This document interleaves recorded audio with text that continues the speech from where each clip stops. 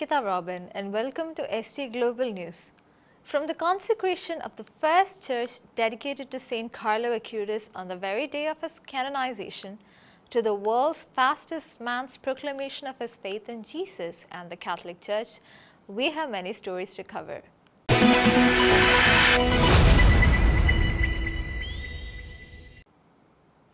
The world's first church dedicated to St. Carlo Acutis has been blessed in Pallikara, Kakanada in the Indian state of Kerala under the Archdiocese of Verapalli. The dedication took place on September 7th, the very day the young millennial saint was canonized by Pope Leo XIV in Rome. The consecration ceremony was led by Archbishop Joseph Kalatiparambil with thousands of faithful in attendance. A new church dedicated to St. Carlo Acutis was consecrated at Kakanad in the southern Indian state of Kerala on September 7th, the day the first millennial saint was canonized by Pope Leo XIV. Major media outlets explicitly reported it as the world's first church dedicated to Carlo Acutis, blessed on his canonization day. Located in Pallikara, the church consecration rite was led by the Archbishop of Verapalli, Joseph Kalatiparambil, on Sunday evening. Vicar Generals Monsignor Matthew Kallingal, Monsignor Matthew Elanimattam, as well as other archdiocesan officials were also present at the ceremony. The parish priest of St. Carlo Acutis Church is Father Rocky Kollamparambil.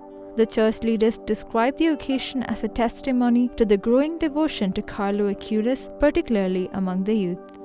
Around 80,000 gathered in St. Peter's Choir on Sunday to witness the much-awaited canonization of Carlo Acutis and Pier Giorgio Frassati. Known globally as the saint of the cyber world, Carlo Acutis was an Italian teenager who used his computer skills to spread devotion to the Eucharist and offered his sufferings for the Church and the Pope. The miraculous recovery of a young Costa Rican woman after a near-fatal accident in Italy played a key role in the canonization of St. Carlo Acutis. The healing of 21-year-old Valeria Valverde, attributed to the intercession of Blessed Carlo Acutis, provided the second miracle required for his canonization. Valeria herself took part in the historic Mass by reading the first prayer of the faithful.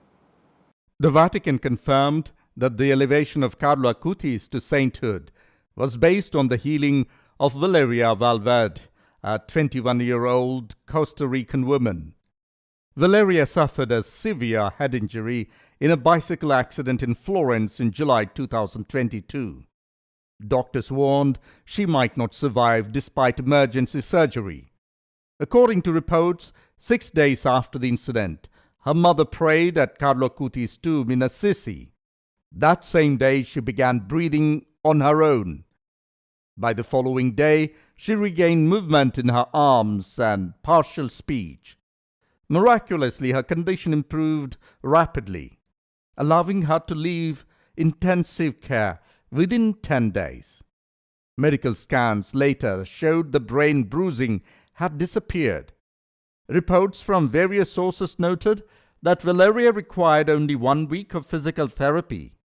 2 months after the crash, she returned to Assisi to give thanks, celebrating what doctors called an inexplicable recovery.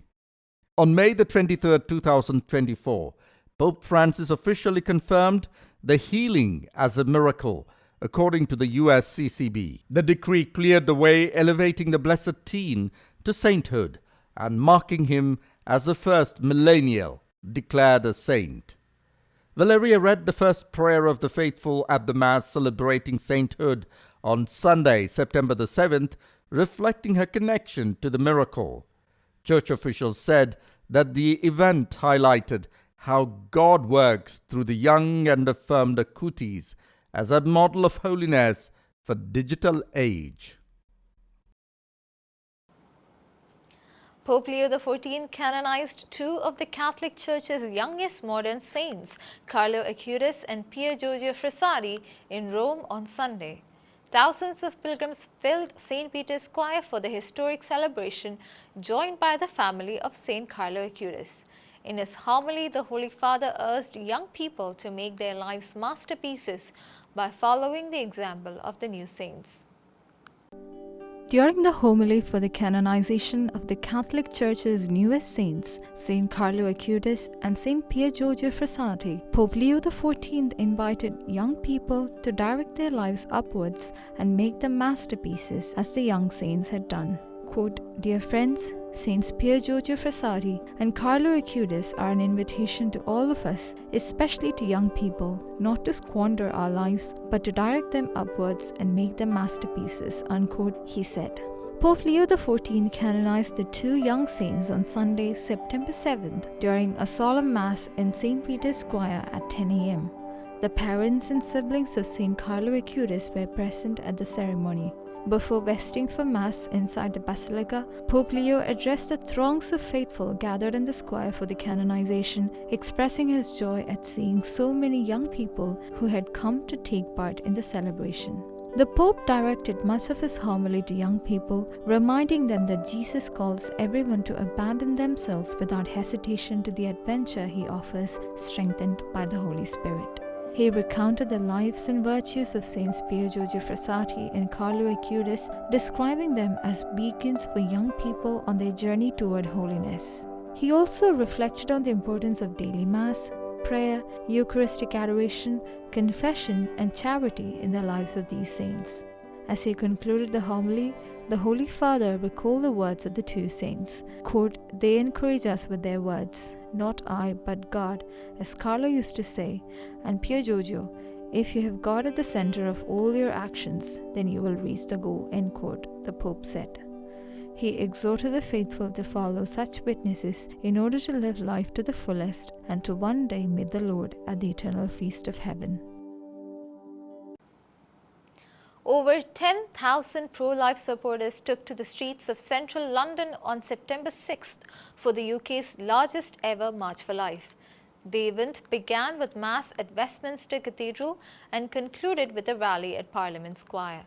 Church leaders, politicians and pro-life activists joined voices to witness to the sanctity of life amid renewed debate over abortion laws in the country. Thousands of pro-life advocates gathered for the annual March for Life in central London on Saturday, September the 6th. Bishop Bosco MacDonald was the main celebrant of a Holy Mass held at the Westminster Cathedral. Following the morning events, talks and a pro-life human rights summit, the march began at 1:30 p.m. and ended with a rally at Parliament Square at 3 p.m. The march drew pro-life groups from all over the country who showcased their work and galvanized support. Several bishops and religious leaders also joined this CS march to witness to the sanctity of life. Keynote speakers at the rally included Carlo Lockhart MP, chair of the pro-life all-party parliamentary group, Sarah Spencer, student midwife, who was suspended for her pro-life views, Isabel Vaughan-Spruce, co-director of March for Life UK, who has been arrested twice and is now being investigated again for silently praying near abortion clinics, and abortion survivor Josiah Presley. In 2024, almost 10,000 people took part in the pro-life march. This year's march was the largest ever and of greater importance following the House of Commons' recent vote in favor of the complete decriminalization of abortion at any point during a pregnancy. The March for Life began in Birmingham in 2013 with just a few hundred attendees. Since then, the march has grown steadily and relocated to London in 2018, where it has been held ever since. Cardinal Raymond Leo Burke will celebrate a pontifical Mass in the traditional Latin rite at St. Peter's Basilica on October 25th. The liturgy is part of the 14th annual Summorum Pontificum pilgrimage, which gathers Catholics devoted to the Tridentine Mass. This marks the first time in 3 years that the traditional Latin Mass will be celebrated at the altar of the Chair of St. Peter as part of the pilgrimage.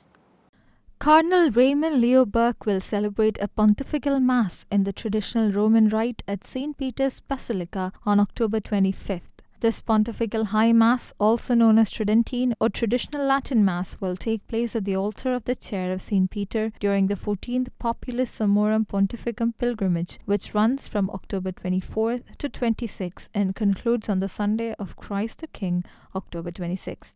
This is the first time in 3 years that a traditional Latin Mass is scheduled to be celebrated at that specific altar as part of the pilgrimage. Launched in 2012 by the Quietus Internationalis pro Summorum Pontificum, the pilgrimage brings together multiple traditionalist associations dedicated to the extraordinary form of the Roman Rite.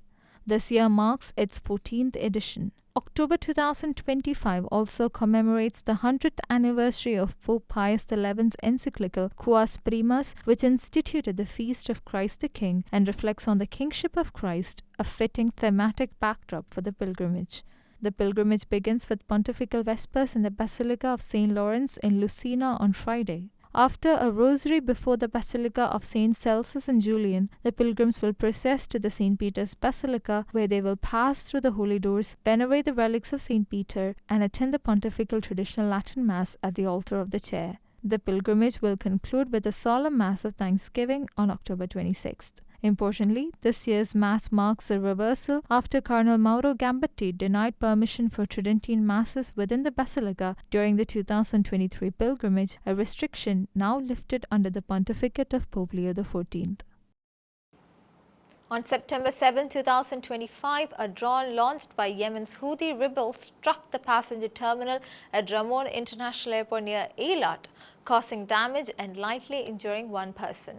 The drone evaded Israeli air defenses, failing to trigger warning systems, and an investigation is underway. The attack comes amid escalating tensions following an Israeli strike in Yemen that killed senior Houthi officials. On September 7th, a drone launched by Yemen's Houthi rebels evaded Israeli air defenses and struck the passenger terminal at Ramon International Airport near Eilat, causing damage and lightly injuring a 63-year-old man with shrapnel, according to the Magen David Adom ambulance service.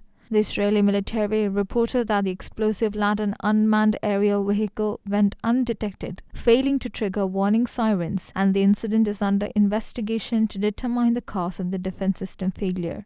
The attack, which prompted the closure of airspace and suspension of flights at Ramon Airport, followed the interception of 3 other Houthi drones near the Egyptian border amid escalating attacks linked to Israel's recent strike in Yemen that killed senior Houthi officials. Around 890 people were arrested in London during a demonstration supporting Palestine Action, a group recently designated as a terrorist organization by the UK Home Office for its violent and extremist activities. The group, known for targeting Israeli businesses and spreading anti-Israel propaganda, faces legal action under terrorism laws after UK Home Office designated the group as a terror group. The London police reported that approximately 890 people attended a demonstration in support of Palestine Action, an anti-Israel group now facing a ban after being designated as a terrorist organization by the UK Home Office. The London Metropolitan Police estimated that around 890 arrests were made during Sunday's demonstration, with individuals charged under various terror laws for displaying support for the prohibited organizations. Of those, approximately 857 people were arrested under provisions of the Terrorism Act 2000 and the Terrorism Act 2006, while 33 were arrested for other criminal offenses. Palestine Action, a UK-based anti-Israel organization, was founded by Huda Amori and Richard Barnard. The group is notorious for disrupting the operations of UK offices of Israeli companies and organizations they deem sympathetic to Israeli causes. The group first gained notoriety for painting a portrait of former British Foreign Secretary Arthur Balfour at Trinity College, Cambridge, an act of targeting Balfour's historical support for establishing a Jewish state in British-mandated Palestine. On Monday morning, two Palestinian gunmen opened fire on civilians at Ramot Junction in Jerusalem, killing at least 6 and injuring more than a dozen before being shot dead by Israeli forces.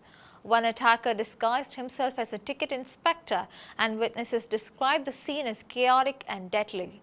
Hamas praised the attack but denied involvement, while Israeli leaders vowed strong retaliation to protect their citizens.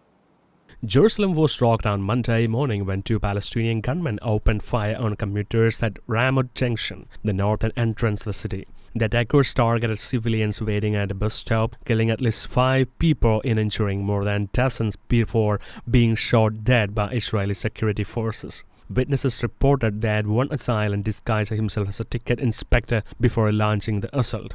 Israeli Emergency Service Megan David Adam said 5 people were killed in shooting attack, updating an earlier total of 4. Police said 2 gunmen were also killed. The MDS said 7 other people were left in serious condition. Local media reports that the 5 casualties include a 50-year-old man and 3 men around the age of 30. Immediately after attack, Hamas praised the killings as a heroic operation but denied any responsibility for the attack. Israeli Prime Minister Benjamin Netanyahu convened an emergency meeting following the attack, while Defense Minister Yoav Gallant vowed a powerful hurricane of retaliation against Hamas in Gaza. Israeli leaders stressed that the state will act decisively to defend its citizens against ongoing terror. International Desk, Shekinah Global. Usain Bolt, the legendary Jamaican sprinter and world's fastest man, has opened up about the central role faith plays in his life. In a recent interview, he shared how he carries his Bible when traveling, wears a miraculous medal, and credits God for his career. Raised a Seventh-day Adventist, he converted to Catholicism, embracing St. Leo as his middle name.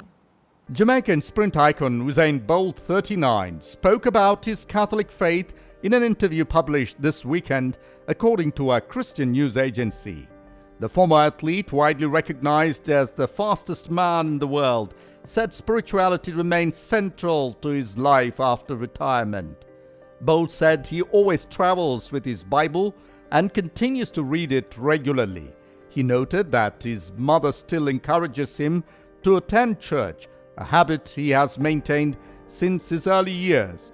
Raised as a Seventh-day Adventist in Jamaica, Bolt later converted to Catholicism, adopting St. Leo as his middle name in honor of an early pope. One of his twin sons also carries the same name. Throughout his career, Bolt often made the sign of the cross before races, pointed skyward after victories, and wore a miraculous medal as a symbol of protection.